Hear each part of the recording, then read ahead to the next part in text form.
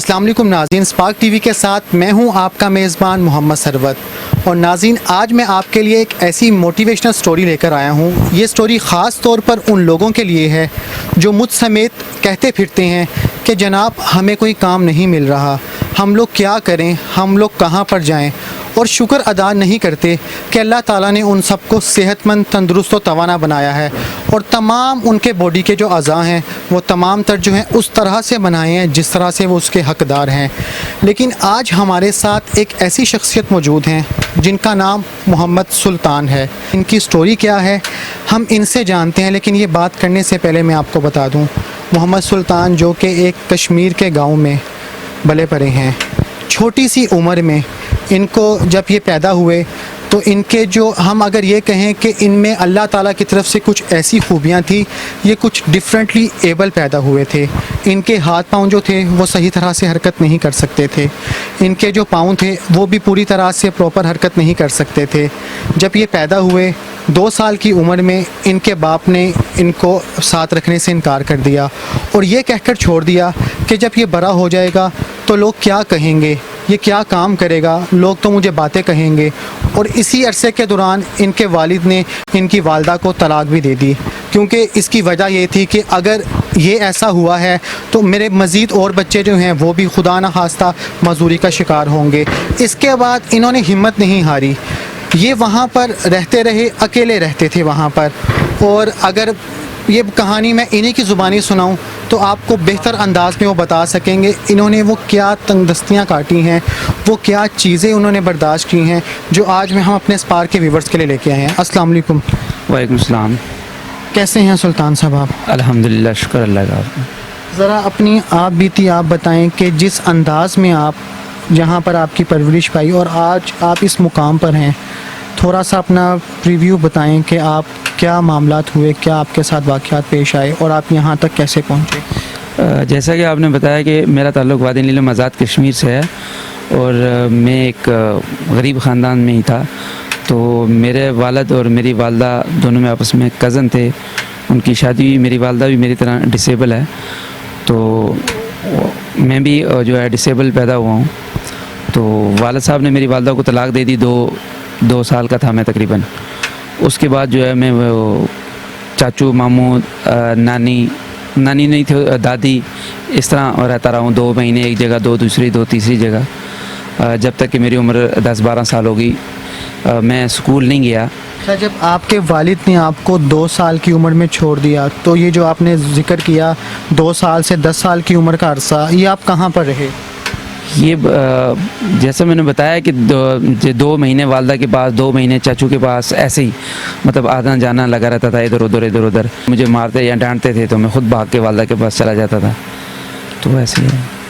کیا وجہ تھی کہ والد صاحب نے والدہ کو طلاق دے دی اور آپ کو بھی انہوں نے رکھنے سے انکار کر دیا؟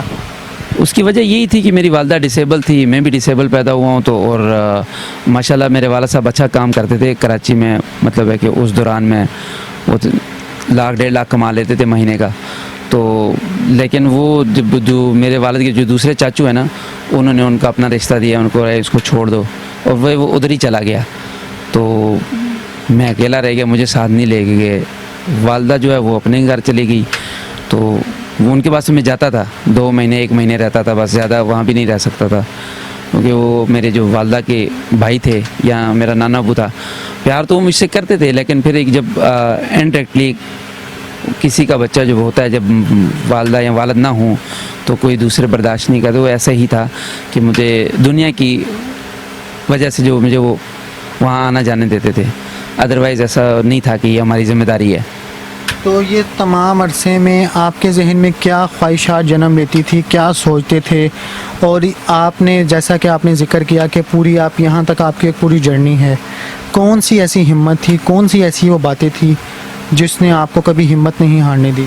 1998 میں ہماری طرف نا وہ یہ کرگل کی جو جنگ ہوئی تھی، تو میں جب دیکھتا تھا کہ مجاہد جاتے ہیں آتے ہیں، میں بھی مجھے ایسا سوچنا نہیں چاہیے تھا، بہرحال میں خواہش کرتا تھا کہ کاش کہ میں بھی ایسا ہوں کہ میں بھی ان کے ساتھ جاؤں وہاں اور میں فوجی بناؤں۔ میں بڑا اچھا لگتا تھا، یہی سوچتا تھا کہ اگر میں صحیح ہوتا تو میں بھی جاتا وہاں، یا میں بھی اسکول جاتا۔ پر کشمیر سے لاہور کا سفر کیسے آپ یہاں پر پہنچے؟ میرا ماموں بھی ایک میری طرح ڈسیبل ہے, اس کی شاپ تھی, تو میں نے اس سے چیزیں اٹھا کے بستے میں جا کے بھیجتا تھا. تو وہیں سے میں نے پیسے اکٹھے کیے. پھر انہوں نے مجھے مدرسے داخل کروایا, تو ادھر سے ادھر, ادھر سے ادھر مدرسے. پھر مدرسے میں نے جو ہے نا پیسے جمع کیے اپنی والدہ کے پاس. تو اس کے بعد میں نے پیسے جمع کیے, مجھے پتہ لگا کہ میرے والد صاحب کراچی جا رہے ہیں. تو اس دوران مشرف کی جو نئی نئی حکومت آئی تھی, تو نئی نئی بسیں چلی تھی, تو میں بس پہ بیٹھ گیا. شہر کا مجھے پتہ نہیں تھا, تو بس میں چل پڑا. اس طرح میں لاہور آیا ہوں. میرے ایک واقف ملا, اس نے مجھے لاہور تک پہنچایا. یہاں پھر لاری اڈے سے والد صاحب نے مجھے لیا, اس کو پتہ لگا کہ یہ ایسے ہوا ہے, تو اس طرح میں لاہور آیا ہوں. کبھی کسی نے آپ کو اس بات کا تانا مارا ہو کہ تم کام نہیں کر سکتے, تم کچھ نہیں کر سکتے, اور اس چیز کو وہ جو سارا معاملہ تھے آپ نے ان چیزوں کو کیسے ٹیکل کیا؟ پہلے تو یہ ہے کہ میرے والد کے اگنور ہی میرے مطلب ہے کہ میری کک تھی, مطلب میرے آگے بڑھنے کا وہ تھا. دوسری ہے کہ یہ بات بالکل درست ہے, لوگوں نے مجھے یہاں کہا ہے کہ آپ یہاں کام نہیں کر سکتے, آپ ایک دوسرے کو مطلب وہ اس کو کہتا ہے کہ تم اس کو کام پہ لگاؤ, دوسرا کہتا. میرے رشتہ دار تھے, یہاں رہتے تھے باٹی میں, تو وہ اس کو کہتے کہ یہ تم ان کے برتن توڑے گا تو تم اس کو نہیں لگواؤ. مجھے کہتے تھے آپ واپس جاؤ, کوئی کام نہیں یہاں کر سکتے. لیکن میں نے کوشش کی, میں نے کہا کہ میں ان کو جو ہے نا کر کے دکھاؤں گا, اور ایسا ہوا کہ اللہ تعالیٰ نے مجھے ہمت دی, میں کامیاب ہوا اس کام میں. آپ نے بتایا کہ آپ نے کہیں پہ ہوٹلنگ کا بھی کام کیا ہے. جی بالکل ایسا ہے. میں نے یہ مال روڈ کے اوپر حافظ جوس کارنر ہے, میں نے وہاں کام کیا ہے تقریباً 1 سال. اس کے بعد جب زلزلہ ہوا تو زلزلے کے دوران میں گھر گیا تھا واپس, اس کے بعد میں نے وہاں نہیں کام کیا. جب زلزلہ آیا آپ تب کہاں پر تھے, اور تب آپ کے جو باقی لوگ ہیں ذرا وہ ساری صورتحال بھی بتائیں. جب زلزلہ آیا تب میں مظفر آباد میں تھا, بالا کوٹ کے نزدیک ہے تقریباً. بالا کوٹ اور مظفر آباد میں ہی زیادہ تباہی ہوئی تھی. تو مظفر آباد میں تھا, میں اپنے چاچو کے ساتھ تھا, باقی سارے رشتہ دار تو کشمیر تھے, یہاں پہ بھی تھے. بہرحال میں کشمیر جا رہا تھا والدہ کو ملنے کے لیے. تو زلزلہ آیا, میں بلڈنگ کے اندر تھا, میں نہا رہا تھا, تو یوں ہلی بلڈنگ, مطلب دروازہ ہلا. تو میں نے سوچا کہ یہ جو ہے وہ حمام والا ہوگا, تو اگنور کیا. پھر جب زیادہ ہلا تو میں نے اس کا ایسے ہی, تو میں بغیر کپڑوں کے جو ہے نا باہر گلی میں دوڑ لگا دی میں نے. تو تھوڑی سی آنکھیں بند ہوئی, تو آنکھیں بند ہونے کے بعد ایک دھماکے جیسی آواز آئی, تو ادھر ادھر سے سب بلڈنگیں نیچے تھی. جب مجھے آنکھ واپس میں نے کھولی. اچھا, میں یہاں پر آیا تو میں نے یہاں پر پوچھا کہ سلطان کون ہے, سلطان کون ہے, پوری مارکیٹ مجھے یہاں پر لے آئی. یہ مقام آپ نے جو عرصہ بتایا, یہ مقام آپ کو یہاں تک پہنچنے کے لیے آپ کو دن رات جو محنتیں کرنی پڑی, لوگوں کی آپ کو ظاہر سی بات ہے باتیں سننی پڑی. جی بالکل. آپ نے بتایا کہ والد کی اگنورنس تھی. جی. تو کبھی یہ چیز آپ نے ان کے ساتھ ڈسکس کی, یا کبھی کسی نے کہا کہ تم کن کاموں میں لگے ہوئے ہو؟ اور ایسے بہت سے لوگ ہیں جو کہتے ہیں کہ ہم لوگ صحیح ہو کے نہیں کر سکتے, تم کر لو گے. تو ان کو آپ نے کیا رسپونڈ کیا, کیا جواب دیا؟ میرا جواب یہی ہوتا ہے کہ ناممکن نہیں ہے, سب ممکن ہے کوشش کرنے کے ساتھ. تو ایسا ہوا ہے, مطلب ہے کہ طنز مزاج تو سارے یہاں مجھے مذاق کرتے رہے ہیں. یہ ایسے ہوا کہ میں یہاں ایسے پہنچا ہوں کہ میں نے ایک ڈیفرنٹ راستہ لیا. مطلب یہاں جو شعبے سے کام لوگ کرتے ہیں, میں نے ایک ڈیفرنٹ شعبہ یوز کیا. مطلب ہے کہ میں نے جرنل بکس رکھ لی, CSS کی بکس رکھ لی, تو جو عام دکانوں کے پاس نہیں ہے, یا نہیں اتنا وہ اس میں گھسنا نہیں چاہتے. جیسے کہ لٹریچر کی بکس ہیں, 300 سے اوپر لٹریچر کی بکس ہیں ایم اے انگلش کی, تو ان کو یاد رکھنا وہ کون سی بک ہے, کون سی رائٹر کی ہے, وہ نہیں کر پا رہے تھے. تو میں نے اس طرف دھیان دیا کہ میں تھوڑا سا ڈیفرنٹ کروں تو میرا کام چل سکتا ہے. اور اللہ تعالیٰ نے ایسا برکت دی, اور ایسا ہی ہوا کہ میرا کام چل پڑا. اب اسی لیے کسی بھی آپ مارکیٹ سے کسی کو پوچھتے ہیں کہ سلطان, تو آپ کو بتا دیتے ہیں. اس کی وجہ یہ ہے. ان سب میں آپ کو زندگی کے بہت سے ایسے نشیب و فراز بھی دیکھنے پڑیں گے. ایک بہت بڑی یہاں پر مت پائی جاتی ہے کہ یہ لڑکا کچھ کر نہیں سکتا, اس کو کون اپنی بیٹی دے گا, شادی کون کرے گا. تو ظاہر سی بات ہے یہ فیض آپ نے بھی کیا ہوگا.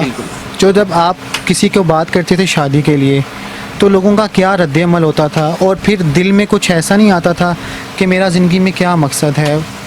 جی نہیں, میں اس سے کم طریقہ شکار میں تھا سٹارٹ میں, تو میں نے 2-3 نقصان اس سے اٹھائے ہیں. اس کی وجہ یہ تھی کہ میں جب دیکھتا تھا کہ میں کشمیر میں میرا ایک رشتہ طے ہوا اپنی ماموزاد بیٹی کے ساتھ, تو انہوں نے جو میرا ماموں جو ہے نا وہ بھی ایسے ہی تھا. ان کو کسی نے طنز کیا کہ آپ کی ماں نے بھی ایسا کیا, آپ نے بھی ایسا کیا. تو پھر اس کی وجہ سے وہاں لوگوں نے میں تقریباً 10-20 جگہ کیوں مجھے کسی نے رشتہ نہیں دیا. اس کی وجہ یہ تھی کہ میرا ایک والد نہیں ساتھ چلتا تھا, دوسرا میں ڈسیبل تھا. تو کام تو میں کرتا تھا, سب کو پتہ تھا کہ یہ کام کر رہا ہے, لیکن اس والد نہ ہونے کی وجہ سے تو ساتھ نہ چلنے کی وجہ سے بھی نہیں ہوا.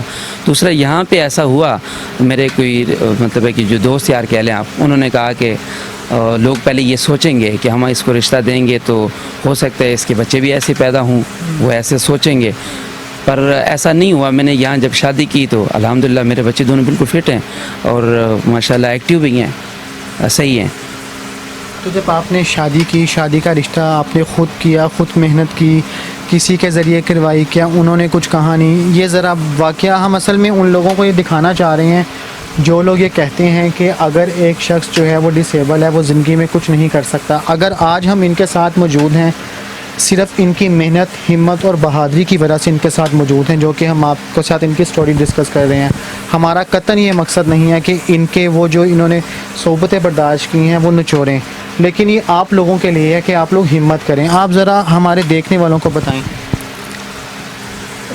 اللہ تعالیٰ کو ہر بندے کو جو ہے نا ہر حال میں اللہ تعالیٰ کا شکر ادا کرنا چاہیے, وہ کسی میں حال میں بھی ہوتا ہے. کیونکہ دیکھو میں نے ایسے لوگ بھی دیکھے ہیں جن کی ٹانگیں نہیں ہیں, بالکل ٹانگیں نہیں ہیں, لیکن وہ چل رہے ہوتے ہیں, وہ ہمت انہوں نے نہیں ہاری ہوتی کسی بھی طریقے سے.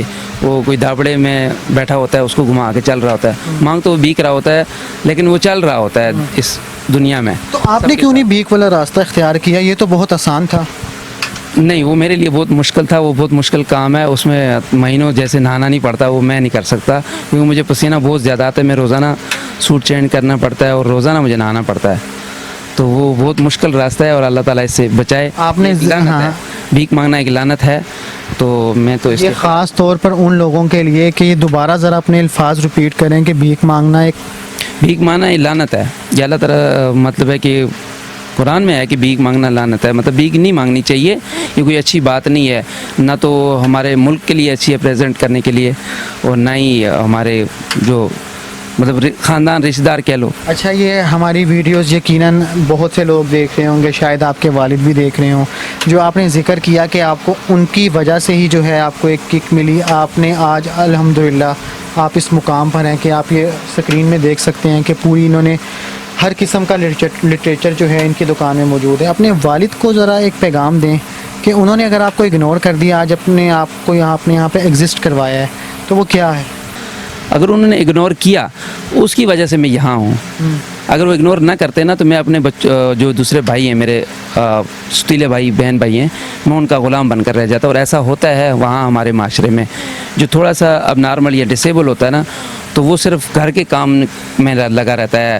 گھاس کٹائی کر لی, مطلب ہے کہ آٹا لے آئے, سودا لے آئے, بس ایسا ہے. اس کے لیے پھر رشتہ ہی ویسا ڈھونڈتے ہیں جو بھی ان کا غلام بنا رہے. تو ان کی جو اگنورنس تھی نا, تو وہ میرے لیے ایک اچھا کام کر گئی. اچھا, آپ کی شادی ہو گئی اور آپ کے بچے کتنے ہیں, ذرا اس کے بارے میں بتائیں. تاکہ میری شادی 2015 میں ہوئی, میرے 2 بچے ہیں, ایک 3.5 سال کا, ایک 1.5 سال کا ہے. تو ابھی آپ کے جو بچے ہیں ان کو تو ایسا کوئی معاملہ نہیں؟ کچھ بھی نہیں ہے, بالکل ایکٹیو ہیں, مطلب صحیح ہیں. میرا ماننا یہ ہے, میرا خیال سے ڈاکٹر بھی یہی بات کرتے ہیں کہ آپ رشتہ داروں سے ہٹ کے جب شادی کرتے ہیں نا, تو یہ جو ڈسیبلز, یہ جو پرابلمز ہوتی ہیں, یہ ختم ہو جاتی ہیں. ہو سکتا تھا ایسا, اگر میں نے اپنے رشتہ داروں میں کیا ہوتا تو ایسا ہو سکتا تھا کہ میرے بچے بھی ایسے ہوتے.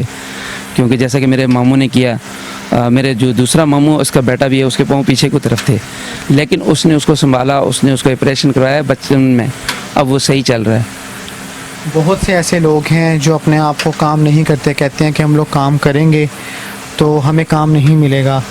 ان کو آپ کیا میسیج دینا چاہیں گے؟ اصل میں آپ نے بھی تو ایک چھوٹے سے کام سے سٹارٹ کیا اور آج آپ اپنا ایک مقام بنا کے, نمایاں مقام حاصل ہے آپ کو.